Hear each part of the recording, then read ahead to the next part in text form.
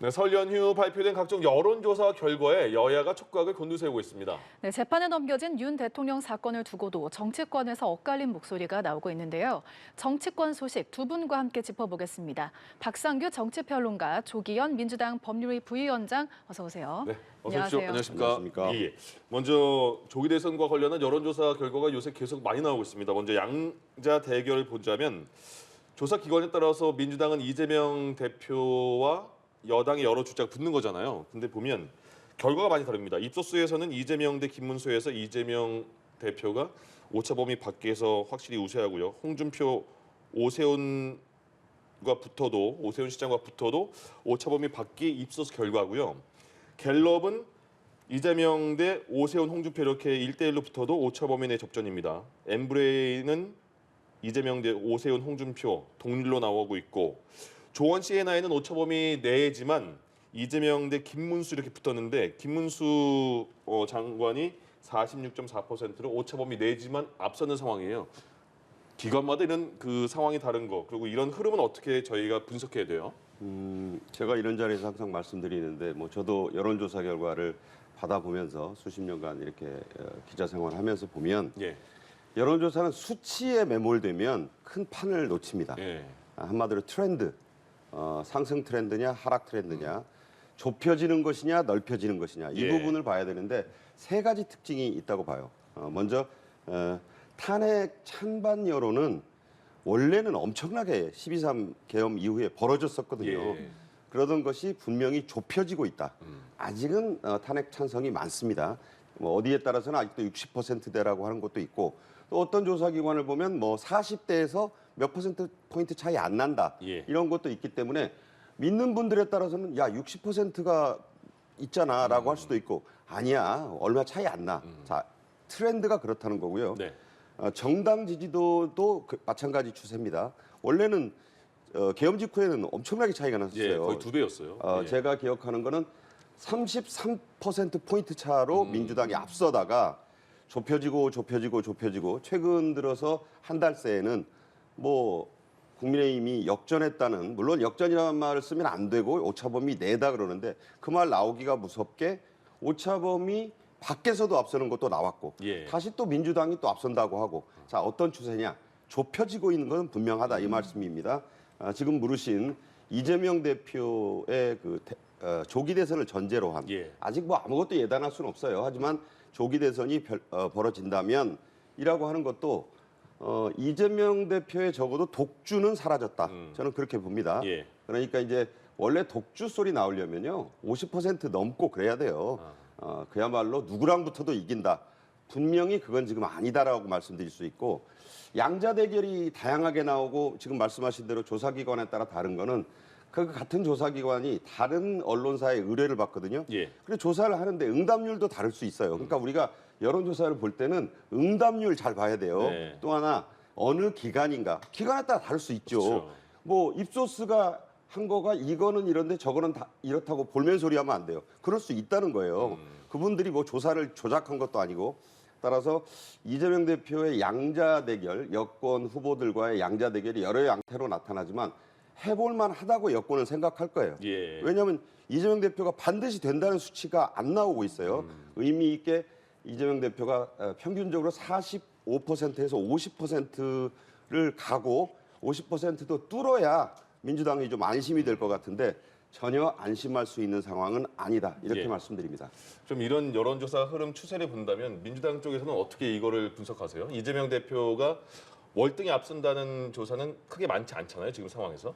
일단 약간 긴장 요인이 있는 거죠. 당연히 지금 비상계엄이란 내란이라는 이 상황에도 불구하고 가상 대결에서 이 1대1 구도에서 팽팽하게 나온다거나 예. 일부 다른 조사도 있긴 하지만 추이상 이제 좁혀져 있고 가상 대결에서도 여야가 1대1 구도에서는 50대 50의 승부로 보여지고 있으니까요. 이런 부분은 현 시점 기준으로 민주당에서 긴장해야 될 부분은 분명한데 전체적으로 보면 한 달 동안의 여론 흐름이 정당 지지율도 좁혀지고 있고 지금 대선 후보 가상 대결도 팽팽한 것으로 나타나고 있지만 분명하게 이 내부 요인을 들여다보면 여론조사의 세부 사항을 들여다보면 보수 결집이 있는 건 분명해 보입니다. 그러니까 이 비상계엄 내란 초기에는 당연히 이 혼란한 상황을 조속히 수습하고 뭐 탄핵 절차라든가 신속한 수사를 통해서 윤석열 대통령이 초래한 이 위기를 빨리 수습하라는 기대가 당연히 민주당에 집중될 때죠. 그러니까 그때는 이 중도 진보층이 굉장히 활성화돼 있었기 때문에 상당한 격차가 났다는 건 것이고, 그 이후에 탄핵 심판 절차가 12월 7일 날 한번 소추안이 부결되고 또 일주일 만에 다시 의결이 되고, 또 그 이후에는 수사 과정에서 체포영장 집행하고 구속 기소되는 데까지 54일이 걸렸습니다. 예. 중도 진보층에서는 이 상황 자체에 굉장한 피로감을 느끼고 있고, 또 이 과정에서 이런 문제를 시원하게 좀 해결해 주기를 기대하는 민주당에 대한 좀 아쉬움, 이런 부분도 분명히 있었던 거고요. 어쨌든 이런 수치는 결국에 대선에 임박해 가면 여야가 1대1 구도에서는 팽팽한 대립 구도가 될 거라는 거는 뭐 어느 정도 예측이 갔는데, 예. 생각보다 빨리 온 것은 이 보수의 결집 효과, 이런 부분이 뭐 분명히 있다고 보입니다. 네. 저희가 여러 조사 기관의 결과를 보여드렸는데, 조사 기관과 조사 방식에 큰 차이가 없는 기관들의 경우에서도 조사 결과가 다르게 나타나기도 했습니다. 이건 이유가 뭐라고 보시나요? 그러니까 앞서 말씀드렸다시피 조원, 뭐 INC, 뭐 그 회사가 나오는데 예. 갤럽도 마찬가지예요. 조연 CNI. 예. CNI 어느 신문이 의뢰를 했느냐, 뭐 그거에 따라서 그 설문지가 달라질 수 있어요. 예. 그러니까 이걸 정확히 보시려면 중앙선거관리위원회 홈페이지에 가면 자세히 나와 있습니다. 네. 정치적인 이슈에 관심이 많은 분들은 신문이 전해주는 간단한 또는 방송의 그래픽만 보시면 안 되고, 거기에 보면 질문지까지 나와요. 야, 요렇게 물으면 이렇게 나오는구나. 이게 흥미있는 포인트들이 있습니다. 그러니까 그거를 항상 어느 당에서든지 질문이 잘못됐다 이런 얘기를 해요. 예. 자기들한테 마음에 안 들면. 그건 여도 그렇고 야도 그런 양상이 있습니다. 따라서 질문을 어떻게 하느냐에 따라서 다를 수 있습니다. 근데 그거는 그 회사가 임의로 하는 게 아니에요. 의뢰하는 쪽이 질문을 좀 이것도 일종의 계약 관계이기 때문에, 그러면 조율을 합니다마는 의뢰하는 회사의 그 성향이 반영이 될 수 있어요. 예. 그래서 그 여론조사 기관만 보실 게 아니라 돈을 준 쪽의 회사가 어느 회사냐, 보수 매체냐, 진보 성향 매체냐, 이런 포인트를 두고 보시는 것도 좋겠다, 이런 생각이 들고, 예. 아까 우리 그 변호사님 말씀 중에 보수 결집 물론 있어요. 그런데 왜 그러면 민주당의 또 이재명 대표의 지지율은 그렇게 좀 상대적으로 어느 박스에 갇혀 있을까? 예, 예. 거기에 대해서 한두 말씀 드리면, 첫째, 그 20대, 30대의 남성 표심 특히 많이 이반이 됐다. 그 점을 들을 수 있어요. 여성들은 보면 여전히 2030 여성들은 그래도 이제 민주당 지지가 많고, 성별로도 그렇습니다. 자, 그렇다면 60, 70대 이상만이 아니라 18세부터 29세 혹은 30대 초반의 남성들이 좀 그 민주당의 유보적인 태도, 좀 멀어지는 것으로 나왔는데, 잘 아시다시피 그 카톡 검열이라는 표현을 민주당이 되게 싫어하시는데, 예. 카톡을 들여다보고 일반인도 가짜 뉴스를 퍼뜨리면 고발하겠다. 근데 이거를 받아들이는 분은 카톡 검열로 받아들여요. 아니라고 하지만 카톡을 본다고? 거기에 내가 무슨 말을 주고받는지를 민주당에서 뭐 어떻게 조치를 해서 고발한다고? 실현 가능성이 없는데 예. 그 프레임에 갇혀버렸어요. 그러면서 반발이 대단히 컸다. 이 점을 분명히 말씀드리고, 또 하나는 너무 고발을 남발했어요. 내란, 선전, 선동 혐의로 고발 딱지를 조금 비유하자면 무슨 교통경찰 스티커 남발하듯이 막 했다고 저는 하는 측면이 있다고 봐요. 예. 그러다 보니까 또 반발이 있었어요. 왜 툭하면 고발한다는 거냐. 그런 부분이 있고, 끝으로 2030의 많은 젊은이들은요, 미국 주식에 많이 투자하고 있습니다. 그런데 민주당의 1차 국회 탄핵 소추안에 그 미국과 가깝고 일본과 가까워지면서 왜 북한과 러시아와는 멀어지려 하느냐라는 내용을 넣었었어요, 분명히. 그러다가 2차 때는 이게 좀 미국으로부터 반응도 좀 그렇고 그러니까 그걸 뺐거든요. 그런데 그런 부분들이 다 기록에 남으면서 예. 야, 미국과 멀어지라는 게 민주당의 어떤 그 정책이냐, 이런 데 대한 의구심도 있었다고 봐요. 이런 것들이 복합적으로 오면서 민주당이 수권 정당으로서의 어떤 그 믿음을 중도층과 젊은 층에 주는데, 예. 확고히 주는데 좀 다소 실패했다. 그런 측면까지 복합적으로 봐야지, 보수만 뭉쳐가지고는요, 이재명 대표의 저런 독주가 저지되고 또 국민의힘의 지지율이 때로는 민주당을 앞서고 탄핵 찬반도 좁아지는 이런 3대 효과가 동시에 나타날 수는 없어요. 예. 그거를 보수들이 결집했기 때문이다. 보수 과표집이다. 이런 말로만 하는 한 민주당의 선거 전략에는 큰 미스가 계속 유발될 수밖에 없다. 예. 저는 그런 말씀을 드리고 싶습니다. 네, 그럼 같은 질문 부위원장님께도 한번 여쭤보겠습니다. 뭐 지금 말씀하신 부분의 요인이 있죠. 그러니까 같은 시기에 같은 이슈인데도 불구하고 다른 조사 결과가 나오는 경우가 있습니다. 지금 조사 방식에 따라 다를 수 있죠. ARS냐 또 전화면접 조사에 따라서 응답층이 반응하는 게 틀리기 때문에 그에 따른 차이도 있을 수 있고 예. 조사 주체, 이제 기관에 따라서 소위 말하는 여론조사에서는 하우스 이펙트 효과라고 해서 조사 기관이 어느 곳이냐에 따라서 특정 성향의 답변이 더 과표집되는 경우도 많이 나타납니다. 아마 이런 현상들이 종합적으로 나타난 것으로 보여지고 그 과정에서 뭐 이재명 대표와 국민의힘 예비 주자들 간의 가상 대결도 그런 효과가 분명히 있을 텐데 저는 지금 평론가님께서 말씀하신 여러 가지 민주당의 부정적인 어떤 요인이라고 지적한 물론 일부 반영이 있을 수 있다고 봅니다. 뭐 예. 카톡 문제라든가 뭐 최근에 이 여론조사 자체를 두고 어떤 문제 제기가 있었던 부분을 두고 민주당이 이런 식으로 여론을 잘못 읽고 있는 게 아니냐라는 비판이 일부 있었죠. 그런데 그거는 일부 반영된 효과이고 그것 때문에 20, 30대가 민주당 특히 20, 30대 남성이 민주당에 등을 돌렸다. 또 20, 30대가 보수화됐다. 이런 이 분석에는 동의하기는 어렵습니다.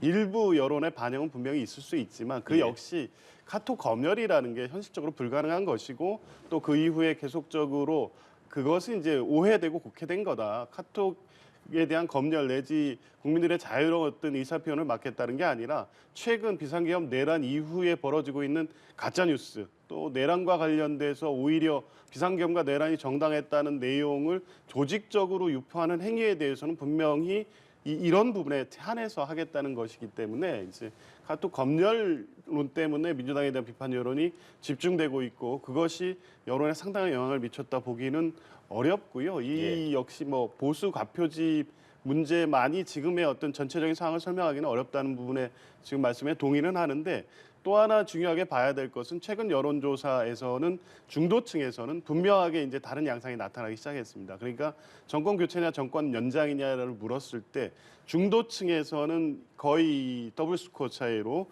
정권 교체 여론이 더 높아지고 있고 민주당에 대한 지지도 이제 다른 양상으로 나타나고 있는 게 그게 이제 한편에서는 보수가 과표집돼 있고 보수가 활성화돼 있다는 것의 반증이었고 오히려 이제 중도층의 반응이 좀 바뀌고 있는 것이고 예. 그게 뭐 이후의 어떤 예상에서 다룰 얘기긴 하지만 대통령의 구속 기소 탄핵 심판 절차가 이렇게 안정적으로 진행이 되면 지금부터는 이제 대선 구도로 가는 상황이기 때문에 예. 여론의 추이에도 변화가 이제 나타나기 시작하고 더 나타날 것이다 이렇게 봅니다. 한 말씀만 네네. 첨언을 예. 드리자면 두 가지만 간단히 말씀드리겠습니다. 그 유보층이 많이 줄었어요. 예.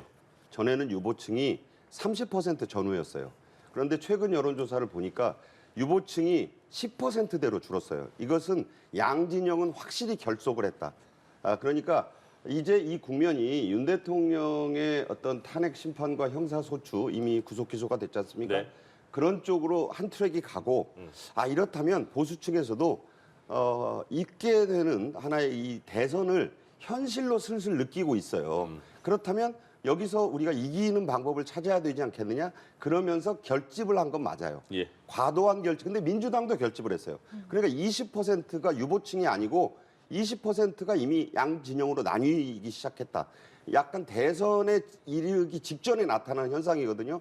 그런데 유보층이 급격히 줄었다는 부분을 하나 말씀드리고 그 여론조사가 마음에 들지 않는다고 민주당이 그 고발을 하겠다고 또 꾸려서 그 가려다가 말았잖아요. 여론이 또 부정적이니까. 예. 그런 것들이 이게 막강한 입법권을 가지고 지금 민주당이 못 만들 수 있는 법은 아무것도 없어요. 예. 다 만들 수 있어요. 그리고 통과도 시킬 수 있어요. 그런 것들이 그것도 피로감이 있다고 봅니다. 알겠습니다. 그래서 예. 그런 것들을 다 두루 보면서 대선 전국이라면 대선 전국. 저는 항상 아직 대선 전국이란 말 쓰면 안 된다고 봐요. 예. 어떤 것도 결과가 나오지 않았으니까. 예단하면 안 된다. 알겠습니다. 조금 전에 말씀하신 이제 윤 대통령이 검찰에서 구속영장 기한을 연장 2번 신청했는데 법원에서 받아들이지 않았습니다. 그래서 바로 구속 기소한 상황이 됐어요. 현직 대통령 초유의 구속 상태에서 재판을 받게 됐는데 윤 대통령 구속 기소에 대한 여야의 반응이 완전 다르잖아요. 이 검찰의 판단은 어떻게 보세요? 당연히 뭐 지금 극과 극이죠. 그런데 이제 아쉬운 점은 분명히 하나 있습니다. 예.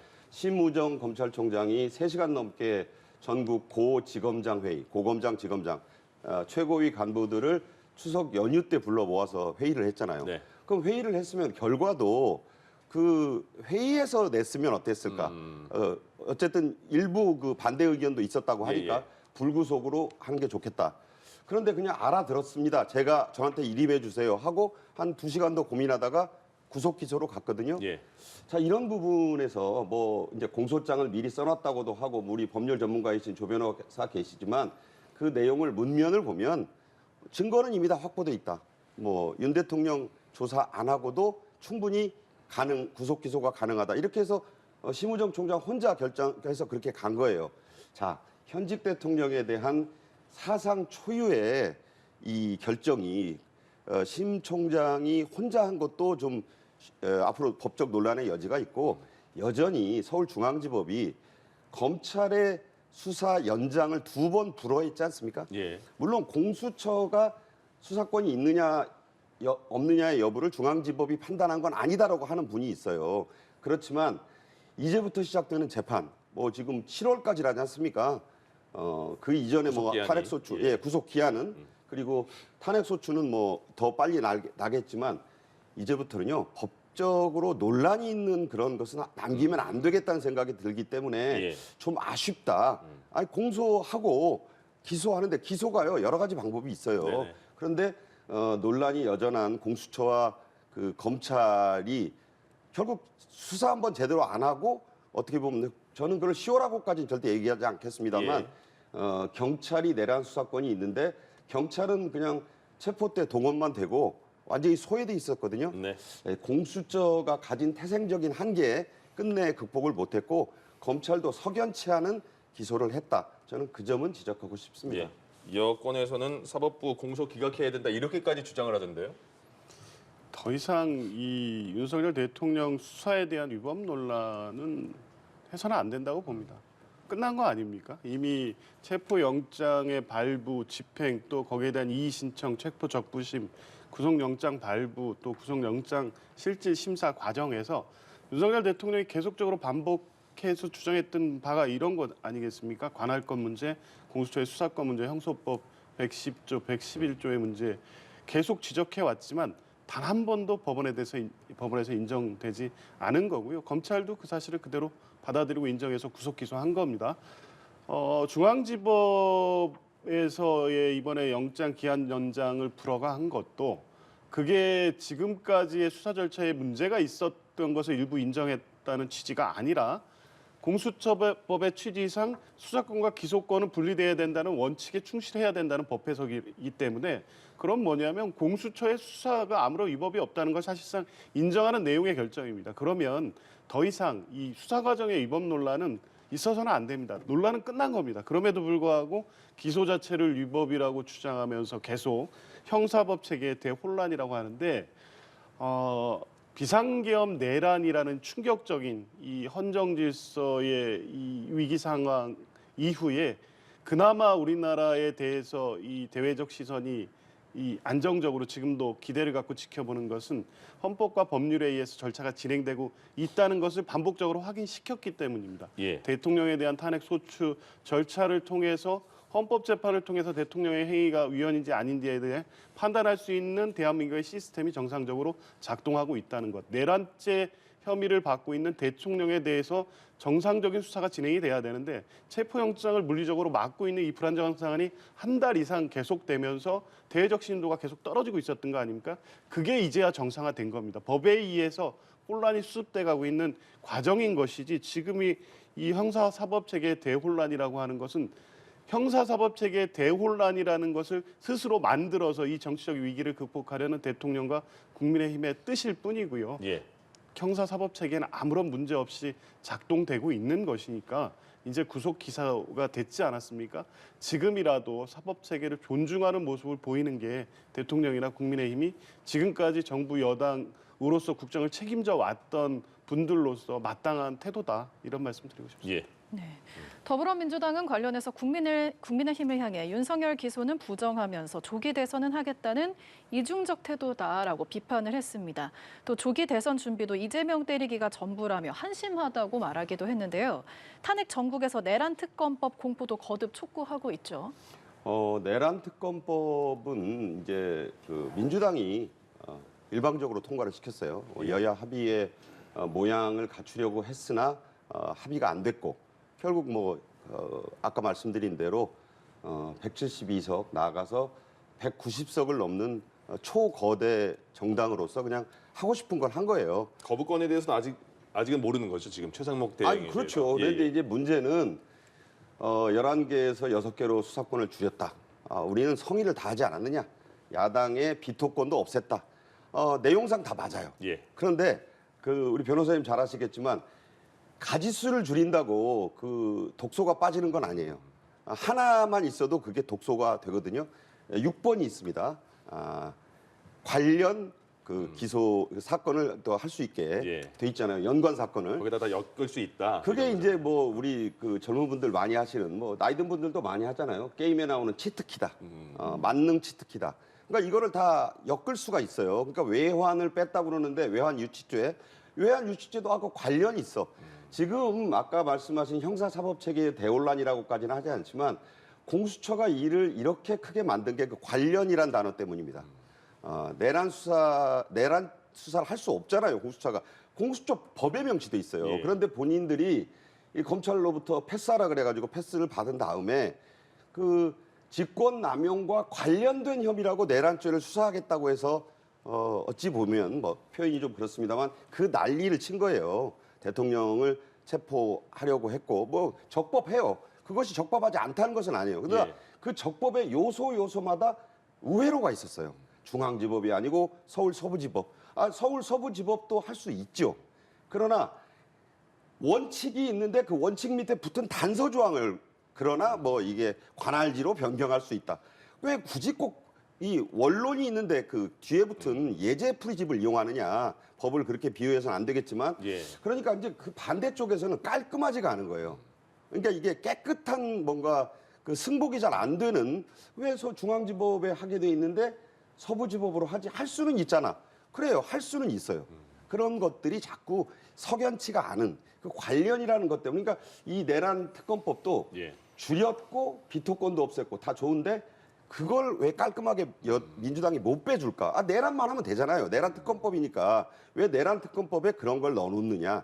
독소까지는 아니어도 이상한 조항이 들어있다라고 국민의힘은 볼 수 있고 예. 그다음에 생중계도 문제라고 봐요. 저는 그 생중계를 130일간 하게 되면요 대선이 열릴 수 있다는 전제로 매일 아침 TV 생중계, 연합뉴스 TV 생중계를 통해서 계속 국민의힘의 실정이랄까 그런 부분을 부각해서 외환 유치죄 부분까지도 관련된 거예요. 예. 하면서 할 수 있다는 얘기예요. 그러니까 할 수 있다는 것과 하는 것은 다르지 않느냐? 자꾸 이렇게 뭔가 예외 조항들이 늘어나는 것을 알겠습니다. 민주당은 그러지 말고, 그러니까 국민의힘은 그러지 말고 정말 합의로 해서 통과시킨다면 마다할 이유가 없다. 예. 그렇게 보고 있다고 저는 생각을 합니다. 예. 내란죄는 그러면 그 특검법이 통과될 가능성이 있을까요? 어떻게 될까요? 거부권 행사 이제 여부를 지켜봐야 되는데요. 곧 그렇게 나올 것 같죠, 결과가. 예, 근데 저는 최상목 대행이 지금까지 해왔던 얘기에 스스로 모순되지 않으려면 공포해야 된다고 봅니다. 왜냐하면 위헌적 요소가 제거돼야 된다. 그리고 여야 합의가 있어야 된다는 요구를 계속 해왔습니다. 위헌적 요소로 주장했던 소위 말하는 국민의힘의 독소 조항은 다 빠졌습니다. 추천권 대법원장이 하도록 했고요. 지금 말씀하신 게 이제 그 브리핑, 국민 보고와 관련된 건데 당연히 피의 사실 관련된 내용은 통상 과거에서 다 제외하면서 했고요. 또 이 국가 안보와 관련된 부분에 대해서는 그런 부분이 노출되지 않도록 하는 조치도 취했습니다. 예. 수사 기한, 대상, 국민의힘 요구 다 받아들여서 정리가 됐습니다. 사실상 지금 그 통과된 내란 특검법은 국민의힘이 주장해왔던 특검법이라고 봐도 무방할 정도로 그 요구가 그대로 수용된 겁니다. 그러면 여야 합의 특검법이라고 봐도 되는 거고 최상목 대행도 아마 그거 부인하지 못할 겁니다. 근데 지금 말씀하신 인지 사건이 6항에 포함된 거를 계속 국민의힘은 주장하고 있는데 그게 통과시키지 않기 위한 명분일 뿐입니다. 과거 특검법에서도 1항부터 몇 항까지의 주요 수사 대상을 정한 다음에 마지막에 인지 사건을 넣습니다. 근데 인지 사건이라는 게 무분별하게 무한정으로 수사 대상을 확대하겠다는 게 아닙니다. 이 앞에 5항까지의 사건과 관련돼서 수사 중에 인지되는 사건의 범위가 한정되기 때문에 그 범위 내에서 수사가 되는 겁니다. 그러니까 외환죄는 들어갔다 빠졌기 때문에 인지 사건에서 외환의 범위로 수사를 마구 확대할 수 없습니다. 그러면 나중에 공소 제기되고 재판 과정에서 틀림없이 문제가 됩니다. 그 범위 안에서 특검이 수사가 이루어지는 것이지 인지 사건 가지고 지금까지 처음에 냈던 수사를 다 하려고 한다. 이건 억지 주장입니다. 말이 안 되는 주장이고요.